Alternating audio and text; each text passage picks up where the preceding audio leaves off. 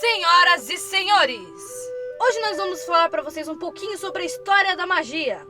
Mas a pergunta que nós queremos fazer e que vocês devem responder é: qual de nós duas é a original? Isso mesmo, nenhuma de nós, porque isso é só uma edição. No ano 2000, David Blaine foi confinado em um bloco de gelo e foi erguido sobre uma plataforma no meio da Times Square em Nova York. Pela parede translúcida do bloco, todos que passavam pelo endereço mais movimentado do mundo podiam ver o seu rosto.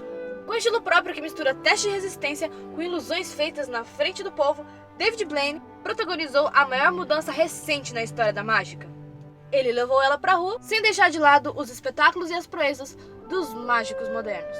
Na verdade, ele não levou, ele devolveu. Porque a mágica mesmo, ela nasceu e cresceu no meio do povo. Há mais de 3.000 anos, nas ruas do Antigo Egito, onde um homem conhecido como Dade decapitava a cabeça dos gansos e depois colocava elas de volta, ressuscitando o animal. E isso era um ato de mágica conhecido antigamente. Acontece que os mágicos nem sempre foram tão amados assim. Toda a civilização da Antiguidade e da Idade Média conta histórias sobre sábios misteriosos, com dons extraordinários capazes de manipular a natureza, prever o futuro e interpretar as estrelas. Esses homens eram conhecidos como magos.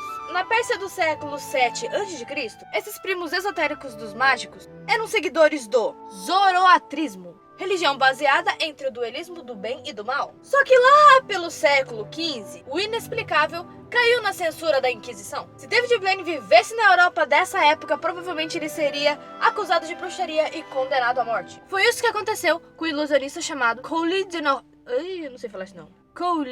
de Lorraine. Ele ganhou a fama por fazer aquele truque impressionante de parar o tiro de uma bala com a mão.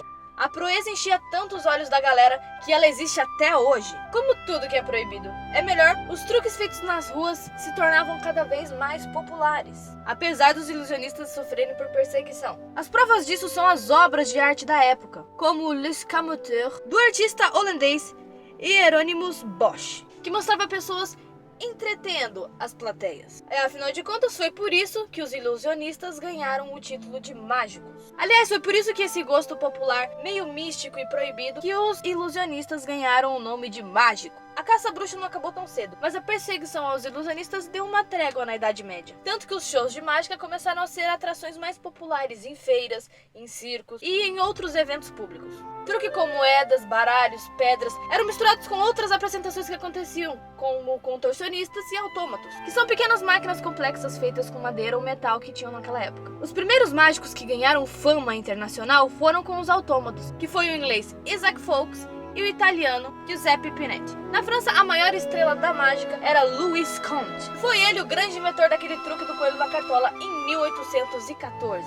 Comte era bem popular, só que ele acabou sendo passado para trás por um rapaz mais jovem conhecido como Robert Houdin, que ele tirou as mágicas das ruas e levou ela para o teatro. Até então, os mágicos ainda usavam aqueles trajes típicos de mágicos. Robert Houdin foi uma pessoa tão importante nessa época porque ele inspirou várias pessoas ao mundo da magia, principalmente um jovem húngaro-americano chamado Eric Hayes, mais conhecido como Henry Houdini. Só que a diferença entre um Houdini e o outro é que o Houdini mais jovem era tão diferente que ele se concentrava mais nos seus truques de escapismo. Eram camisas de força, algemas, gaiolas, grades, cadeados. Então ele ficou muito popular pelos seus truques de escapismo. E aí a mágica não foi conhecida só na Europa. A mágica se destacou no mundo todo com as suas turnês. Mas é óbvio que enquanto isso acontecia, outros mágicos também se destacavam pelo mundo fazendo outros tipos de truques. A ilusão do faquir indiano que flutuava segurando só um pedaço de corda só ficou conhecida no século XIX.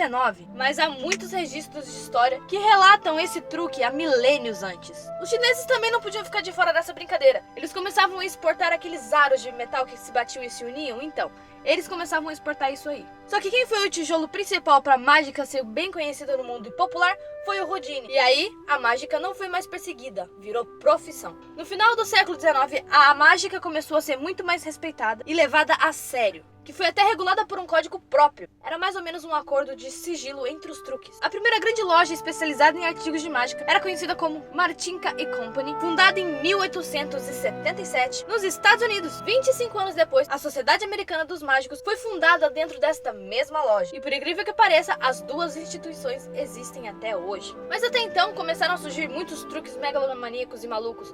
Houdini fez desaparecer um elefante em 1918 e P.T. Selbit, eu não estou falando deste Selbit, eu estou falando deste Selbit, que cerrou uma mulher no meio pela primeira vez em 1921.